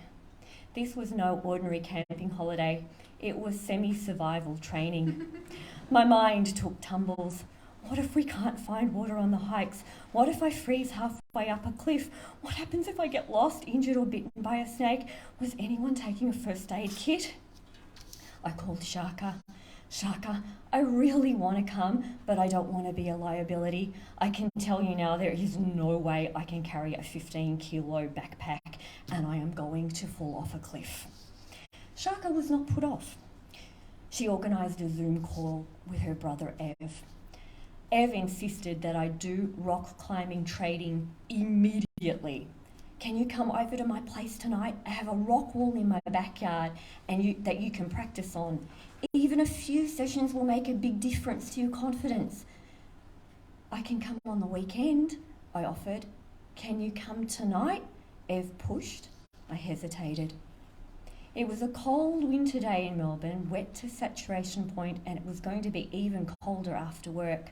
I'd have to force myself out of my cosy cocoon to hang from a chilly suburban brick wall. I looked at my diary. There was a blank spot after work. Well, I can, but the weather is miserable and I really don't feel like going out, I confessed. Thank you for being honest with me. The thing is, if you could get started tonight, you'll be able to get at least 2, maybe 3 training sessions before I leave for Perth. He wasn't giving up. There must have been a microsecond of a pause on my part, implying reluctance. Ev sensed it and didn't wait for me to say no. I'm going in a week, and if we can start tonight, I can see if you can manage it. I'll get a sense of your limits, he reasoned. Like Shaka, Ev was relentless. They both seemed to have a deep inner resolve, a persistent drive that forced me out of my comfort zone, but done with irresistible enthusiasm. I didn't get a chance to respond when he launched into the next set of rationales. We might need to climb to find water. I've got to get a sense of whether you are likely to freeze on a cliff. We can't have one person freeze halfway up. We'll all have to turn back and just leave you back at camp alone. The others have done rock climbing before, so if you can, at least get some muscle memory on how to grip and where to put your feet, a couple of sessions, and I'll know if you can do it. I went. It was already dark as Ev opened the gate to his backyard. He appeared just as Shaka had described him, dressed in army-style camouflage from head to foot. As he led me around the back of the house, I noticed a smell. As he moved, it trailed behind. The smell was not offensive, just stale. I suspected it was Ev's hair. Despite the chilly night air, I was suddenly glad to be outside. He took me around the back of the house. Arranged on the brown bricks of the ordinary suburban house were dozens of small foot ledges and hand grips dotting the side of his house. Even though he told me he had a climbing wall, I was still surprised to see it. The landlord let you do this? I asked, surprised by the novelty of the modification. I've been here for 30 years. He lets me do anything. Ev replied with a smile. Okay, so I try, I'm climbing up a wall. I get I'd come prepared with these gardening gloves, knowing that I wasn't going to be able to get up the wall without some gloves. And he says, "Oh, you wear gloves too," Ev remarked, surprised. I turned to look at Ev's hands, no gloves. He held them out in front of his khaki top for inspection, then pulled them back slightly like a child who lowers his eyes when bashful. In the dim hue of the backyard's naked bulb, I saw that his fingers were long and lean and covered in milky white skin that were completely free of scars and freckles. They were still youthfully smooth, yet the tight sinews indicated a kind of strength, perhaps from climbing. I'm almost done. Whatever his practice, he had preserved them as perfectly as an Egyptian mummy. You're probably the only person to ever see my hands. I have hands like a lawyer, Ev added, chuckling slightly. I don't know if I responded, but it didn't matter. Ev wasn't waiting for a reply. He was just letting me know that this was an unusual event, and he was also telling me who he was, that he too was unusual. The moment passed. I looked back at the wall.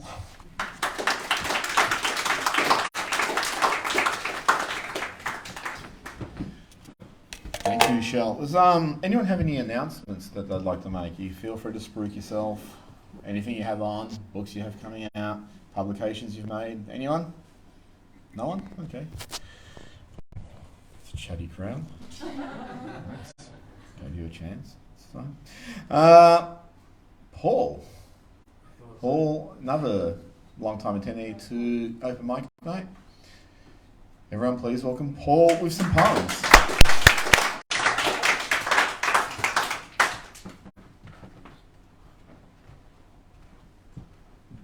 Hello. I'm a bit stunned in the lights. Okay. I've never read this one out before. It's 30 seconds to read and it took me 10 years to write. So anyway. Ambulance. The sky is blue and the trees are green. I reckon it's about 1:30. Outside people are crashing their cars, boarding trains. I'm not saying anything, but still. A good person never forgives himself. Is that an ambulance, or is it the reincarnated being reinstated? Cows chew grass, birds fall from the sky. I wait at my desk for something to happen. That's it.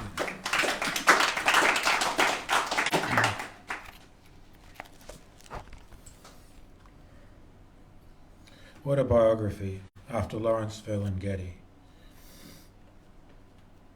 I'm 18 years old.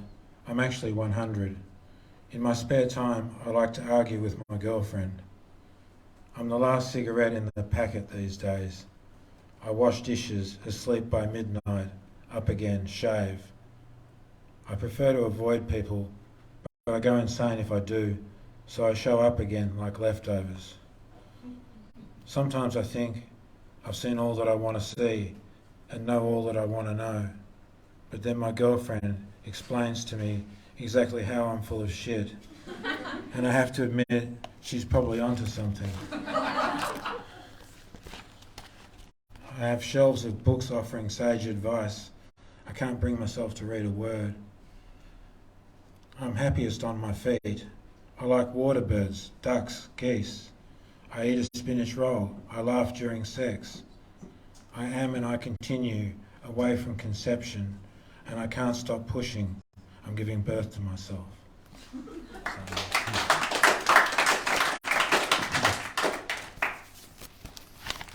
Hugo. I've read this here before, I know it, but a long time ago. She doesn't want to see Hugo. I should say this. Hugo was a movie from about 10 years ago. Martin Scorsese. Anyway, Hugo. She doesn't want to see Hugo. She doesn't even know she doesn't, but I do, and she doesn't. I tell her, you'll like it. It'll appeal to your inner child. But for reasons couched inside those squelchy pink hemispheres, she doesn't want to see it. She'll resist seeing Hugo with silence until one of us finally dies. I can't know, but I suspect it's because it's a boy's fantasy. Or maybe the title annoys her. Too Frenchy, too cliched. Some schmaltzy kind of shit. That's what my mind thinks her mind is thinking, if she's thinking about it at all. She's probably thinking about a choc-topped ice cream. A year comes and goes. Hugo's probably all scratched up in the weekly loans section. We're now halfway through season 3 of True Blood. It's a chick thing, really. Slightly sadomasochistic. Money shots in blood. Hugo seems far away now. I guess this must be love.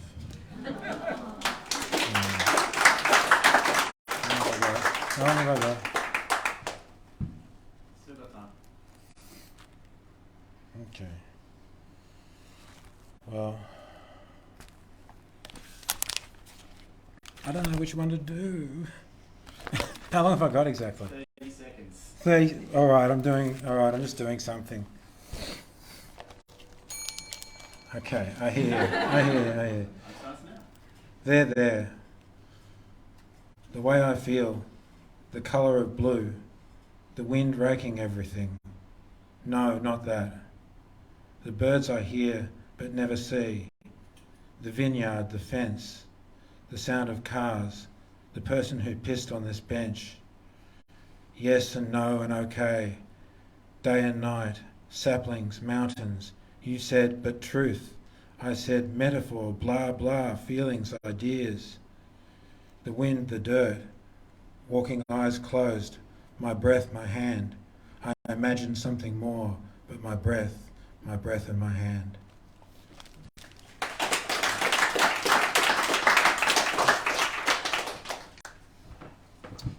Thank you, Paul. Always love the self-deprecating way you look at life. I think a lot of us empathise with that. Last act is John. Do you need to prepare So while John prepares, I'll just ramble on, show some magic tricks, taking my thumb apart. Liz! I meant to say I've been invited to do onto a podcast on the whatever it was. So everyone up. So Liz, on a podcast, well done. And that's one of the things, I mean, people come in here and they go, I've got a book, and we go, yeah, great, and they go, it's going to be a bestseller. It's like, okay, maybe. And how are you going to sell it? And they go, well, I'm going to write it, and that's it. It's like, well, how are you going to bump Stephen King off the shelf, and Jodi Picoult, and all these other, people who can just put a laundry list on their shelves now, publish a laundry list. And I don't actually realise one of the big things about writing is flogging your work out there as much as you can, because there's so many books out there. It's not long before other books are coming in, other things are flavour of the month and stuff like that, and the only way you can actually get attention is if you keep pushing and persevering and showing the world, hey, I've got a voice, I've put it in the book, this book is out there. And you get things like The Hunger Games, which was around for years before it became a hit. Forgot to mention I have a podcast Monday too at 9 o'clock. What time's your podcast, Liz? 9 o'clock. Right. 10. Holy. Oh, so probably after you. No, before. You're probably 9's before 10. Yeah. Yeah, thank you. Yeah. That's awesome. Congratulations. Yeah, you too. I don't know who was with her. I keep forgetting names. It's like suburbs. I don't remember where I am. I never know. I don't even know where I am right now. I've only been here 6 years. It's fine. I just live here. But anyway, I mean, if you're a writer, keep pushing, and finishing the story isn't the end. The end of your journey. It's just actually the beginning of trying to get connection with other people. And it's a really, really, really, really hard journey. But you know what? There are people who reap the rewards, and if you don't, it's not about rewards. It's not about material gains. It's actually about telling your story, and if it's even if you're just connecting with the one person, that's what's important. Your story could change one person's life, and that's why we share stories. I mean, that was what Blaze is all about. It's about leaving a legacy behind, because one day we're all going to be gone, but our words will remain, and we don't know when we're going to be gone. I had some feedback the other day from somebody who actually acted in the play that I wrote, and he read the book, and he wrote something lovely, and he said that he was very surprised at some of the things in the book. It was a surprise to him, but most of all, he said the book made me cry in many places. That's what he said. And it's great to get that emotional connection. So you need the mic? Need you off. Yeah, I was waiting for you to be ready. I was waiting for your signal. No. Yeah, I've got to pull your mic out. Oh, night's over then. Well, technically it almost is. Yeah, it's down, down, down.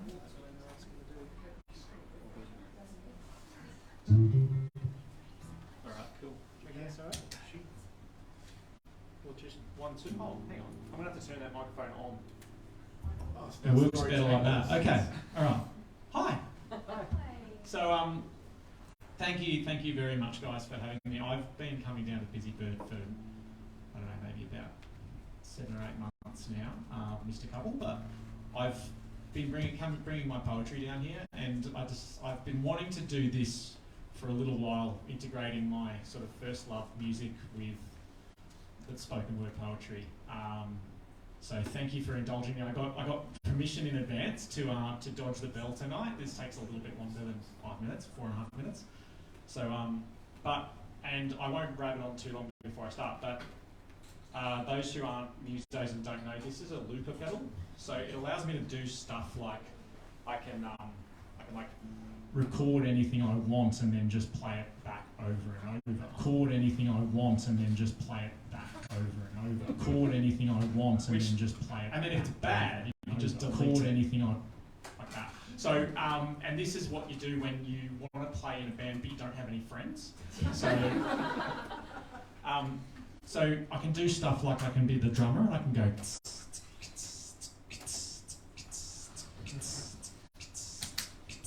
I can trick everyone into thinking that my guitar is a bass. You go.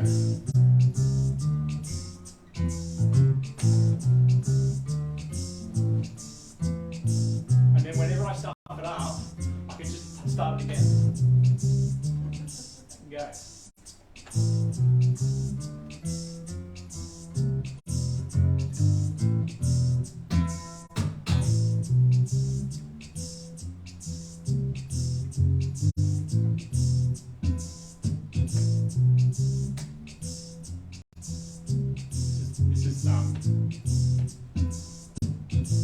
So this is the second time I've done this, so let's just try again.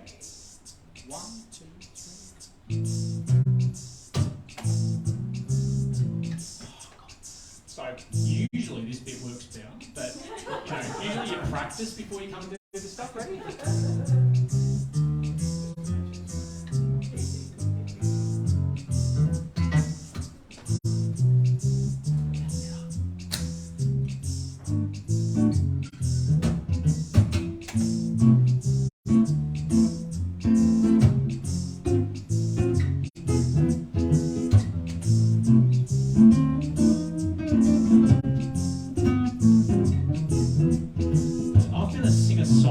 About 23 years, and given that I'm not currently a rock star, it appears that anyone who's ever seen a single statistic can tell you that it's unrealistic that my ship's about to come in. So I've chucked that plan in the bin and now I write poetry for kids. This is not a poem for kids. It's just that when you write poetry for days and days, it affects your mind in weird ways and in an alarmingly short space of time. All your private inner thoughts start coming out in rhyme. So instead of just sitting at home and thinking them alone, I decided to write them down on my phone. And for a fun thing to do, I'd bring them down here and I'd think them at you.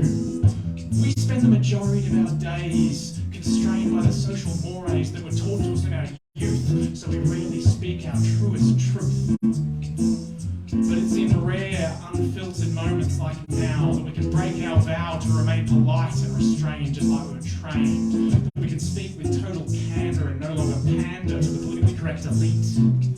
That we can march to our own beat poem.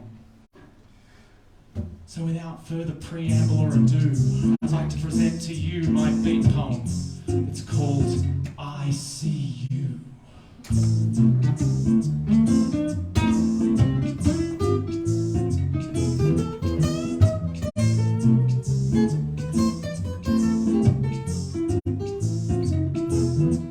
Hey smokers, you smell like cigarettes. And I know you think you know what cigarettes smell like, but you don't, because you're addicted to cigarettes, and that means you won't smell what we smell. And that's why you can't tell that you're like that person that we've all met who's got a really shitty boyfriend and yet hangs on their every move and their every word. To us it's absurd because they're disgusting and they're rude. But we can't stand the dude. But love is complex, and apparently he's really good at sex. You see your cigarette walk into the room and you swoon and you say, he looks good. But he doesn't look good. He looks like a boot that needs a shave, and no matter how he'll behave, or the fact that he's actively trying to kill you, we see him thrill you, and it's a shock to everyone who's not currently addicted to his the cigarette smoke that is on your clothes and in your hair, and that you don't even know is there, smells like arse. And every time you pass, the air is filled with a sickly burned regret that you haven't switched to vaping yet. Hey parents, your child is not special. I'm not saying that no child is special. I'm not drawing that fucking line. Bloody hell, have you seen mine? They're amazing. Every single one. But meanwhile, your little bastard just bit my son. And now I'm going to have to take him to the doctor to get an injection, because I've seen your kid's hygiene and I know an infection's on the way. We just came here to play at this local council park before it gets too dark and gets filled by criminals with spray cans in their bags, spraying their stupid tags all over the place. These kids are a disgrace with their hoodies and their six-pack of beers. Come to think of it, that's probably your kid in a couple of years. But parents, even though your child is a lost cause, I just wanted to pause and let you know that you're not alone. And I see you. And it's not your fault. I mean, it probably is though, right? I mean, who teaches their bloody kid to bite?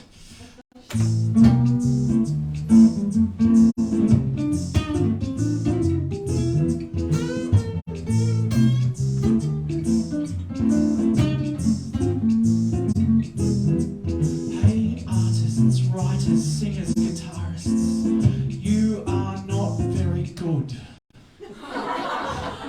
I know everyone claps like they should and says, well done. After all, it's just a bit of fun. But bloody hell, if you had to do this shit for a living, the people who aren't your mate and the girl you used to date won't be so forgiving. You just think you missed your chance because the judges on Idol didn't like your pants, or your style was too gritty, or that kid from the city was a diversity pick in the interest of balance. Meanwhile, you're choking on an internalized overestimation of your talents. But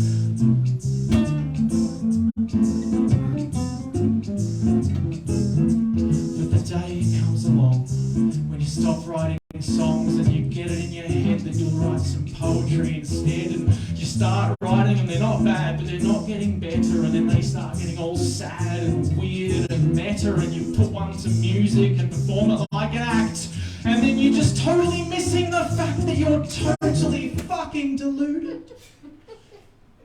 Present company excluded.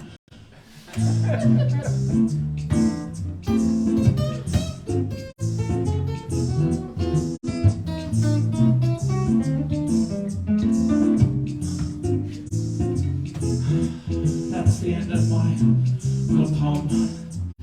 Thanks. I'll take a break, but don't go too far. I'm just stepping outside for a dart to go check on my kids in the car.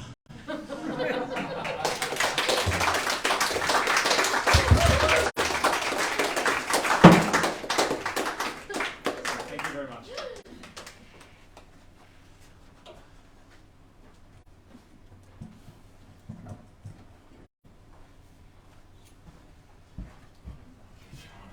Thank you, John, for waiting for the mic to come back. Where's it gone? Oh, there it is. We don't know.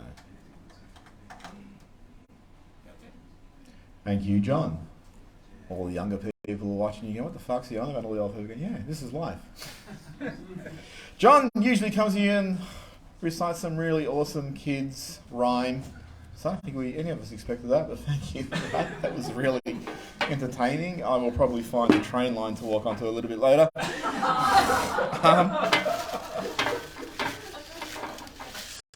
did worry about you when I wrote it. You should.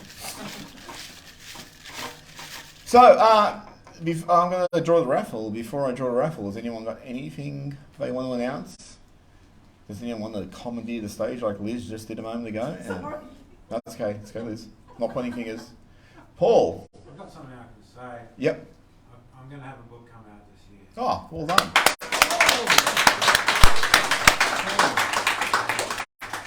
So who's that coming out with? They're called Interactive Press. Yep. Yeah. It's a poetry collection? Yes, poetry collection. And do you have a date? No, it's probably going to take all year though, but hopefully this year. Oh, no, awesome. Well done, Paul. Look, Paul's been coming here for, I don't know, about 8-9 years, I reckon. And, you know, we always like sit back and just go, you just capture life in a self-deprecating way. And you probably feel like, fuck, this is me. But I think a lot of people connect with it and go, no, this is all of us. We really feel the resonance in what you say. So congratulations, Paul. Well done. Anybody else with an announcement? I did a podcast too, it's not out yet. Oh, Steve, well done. Podcast. So when's that coming out? I'm not sure. That lady you're connected me with. Okay, cool. So there's another podcast. We're probably going to be doing podcasts in the future between me, Kevin, Debbie. So we're going to be announcing a lot of exciting stuff in the coming months, so stay tuned. It's taken a little while for us to sort of work out how we're going to look going forward, and we're still trying to work that out to some extent. But, you know, we are talking about a lot of stuff that we probably haven't done in the past, and which we're going to try. And, you know, we get really awesome people like Taylor and Carly on board, which actually gives us different avenues that we've never been able to explore. So stay tuned. I have not left anyone out in terms of reading. Okay. So for the first raffle prize, I'm going to raffle Kev's Antworld. Or should I give people a choice? Or is a choice not a good thing? Or should you and Steve have a fight to see who goes first? Oh, okay. No, you're definitely going to have a fight. It's like a Star Trek original series episode. So everyone get your raffle tickets out. Has anyone lost their raffle ticket?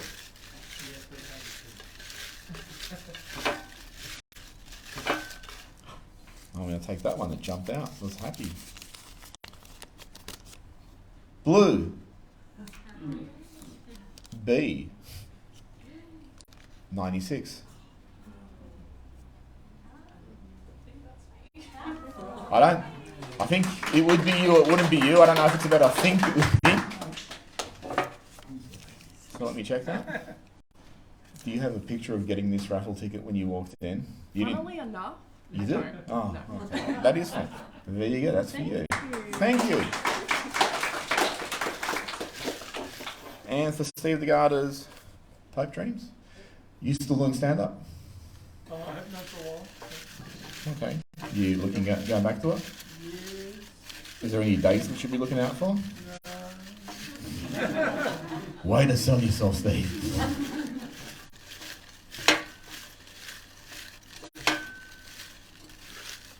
Here we go. Do you and your daughter have raffle tickets? Because it'd be ironic if you won. Or rigged. Oh, coincidentally, it's a blue ticket. 91. Robin.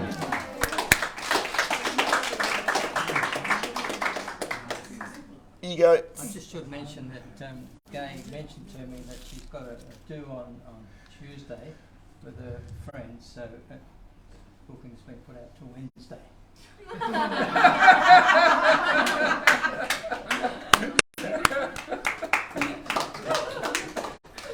Thank you everybody for attending. We're always the third Wednesday of the month. I have no idea when that is in April. I meant to look it up and I just totally forgot. No idea. Anyone with a calendar? Phone? Anyone in this interactive universe? 19th, I think. Oh, the think part of it sort of worries me a little bit. Yes, it is the 19th. Thank you. So 19th of April. It's always the third Wednesday of the month. Don't wait for us to advertise. You know, thank you to all the newcomers who came and shared their talent. You know, it was great. It's fantastic to always get new people. It's always great to see sort of, sorry, it's going to sound like a slide, but it's always great to see young people who are so involved in the creative community. You don't have to leave straight away. Feel free to hang back, have a bit of a chat, have some refreshments. There are some... Yes, and Steve's selling his books also, and we're obviously selling Antworld for how much, Kev? Like about $112? Yep. There's a paper plate with sort of Savoy biscuits on it. I'd really like if everyone could take one and eat one. It's been here for a month. We just were trying to get rid of it. So, thank you everyone for coming.